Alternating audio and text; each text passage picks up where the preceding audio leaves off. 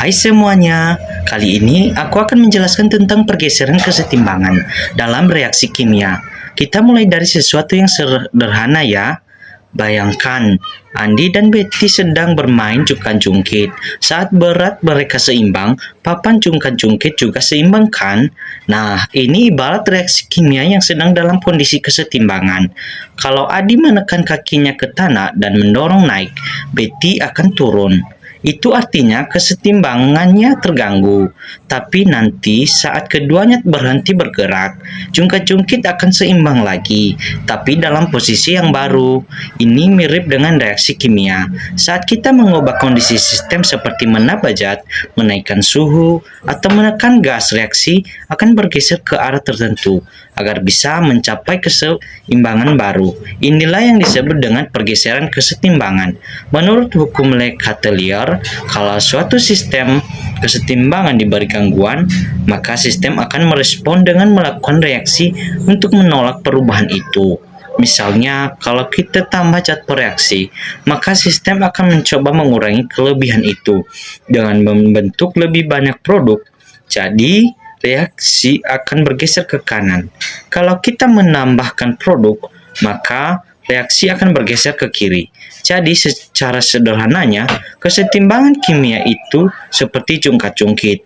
Kalau ada gangguan, sistem akan menyesuaikan supaya bisa seimbang lagi. Itu sebabnya reaksi bisa bergeser ke kanan atau ke kiri, tergantung gangguan apa yang kita berikan. Baik teman-teman, selanjutnya kita akan membahas faktor-faktor yang mempengaruhi pergeseran kesetimbangan. Faktor pertama yaitu perubahan konsentrasi. Perubahan konsentrasi adalah perubahan jumlah zat, reaktan atau produk dalam reaksi kimia. Perlu kita ketahui terdapat dua sifat perubahan konsentrasi. Sifat pertama yaitu apabila konsentrasi salah satu komponen atau zat diperbesar atau ditambah, maka kesetimbangan akan bergeser dari arah yang diperbesar konsentrasinya. Hal ini terjadi karena saat konsentrasi salah satu komponen diperbesar, sistem menjadi tidak seimbang, ada kelebihan zat di satu sisi. Untuk mengatasinya, sistem akan menggeser reaksi ke arah di mana zat yang berlebihan tersebut dapat dikonsumsi atau diubah menjadi komponen lain. Dengan begitu, konsentrasi zat yang awalnya berlebih atau berkurang dan sistem dapat kembali mencapai kondisi kesetimbangan yang baru. Contohnya, kita misalkan reaksi A tambah B menghasilkan C. Kalau kamu tambahin A banyak-banyak, reaksi bakal bergeser ke kanan, bikin lebih banyak C biar A yang berlebih itu berkurang. Lalu sifat kedua yaitu apabila konsentrasi salah satu komponen zat diperkecil atau dikurangi, maka reaksi kesetimbangan akan bergeser menuju ke arah yang diperkecil atau dikurangi. Hal ini terjadi karena ketika konsentrasi salah satu komponen diperkecil atau dikurangi, sistem kesetimbangan menjadi tidak seimbang. Ada kekurangan zat di satu sisi. Untuk mengatasi kekurangan ini, sistem akan menggeser reaksi ke arah di mana zat yang berkurang tersebut dapat diproduksi atau dibentuk kembali. Dengan begitu, konsentrasi zat yang awalnya berkurang akan bertambah dan sistem bisa kembali mencapai kondisi kesetimbangan yang baru. Contohnya, misalkan kita mengambil sedikit C dari reaksi A tambah B, menghasilkan C. Reaksi bahkan bergeser ke kanan lagi, bikin lebih banyak C buat gantiin yang hilang. Faktor kedua yaitu perubahan volume. Perubahan volume ini khusus berlaku untuk sistem yang melibatkan gas. Kita bayangkan sebuah ruangan yang bisa diperbesar atau diperkecil. Itulah yang disebut dengan volume.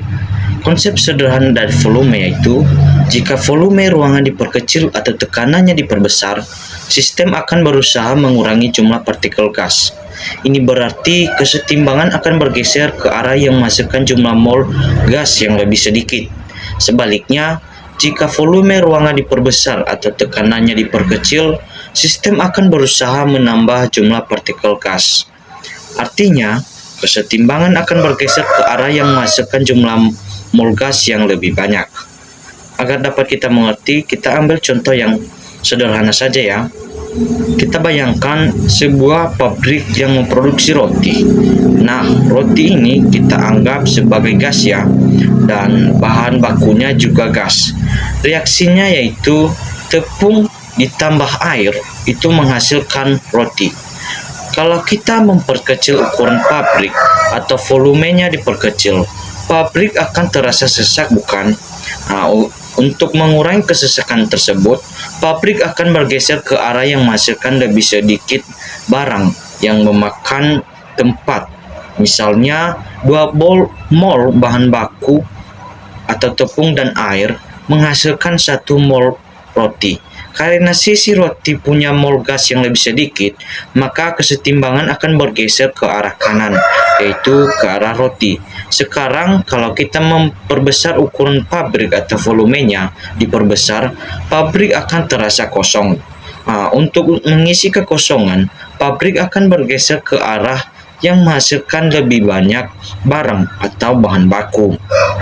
Dengan contoh yang sama, kesetimbangan akan bergeser ke arah kiri, yaitu ke arah tepung dan air, karena mereka punya jumlah mol gas yang lebih banyak.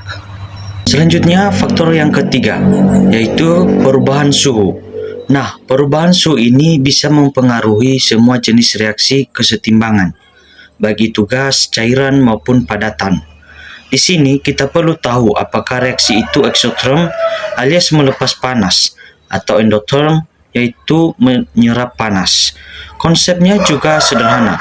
Untuk reaksi eksoterm atau yang melepaskan panas, anggap saja panas itu adalah produk dari reaksi. Kalau suhu dinaikkan, kita seolah-olah menambahkan panas. Sistem akan berusaha menghilangkan panas itu. Jadi, kesetimbangan akan bergeser ke arah reaktan atau ke arah kiri. Kalau suhu diturunkan, kita mengurangi panas. Sistem akan berusaha mengganti panas yang hilang. Jadi, kesetimbangan akan bergeser ke arah produk atau ke arah kanan.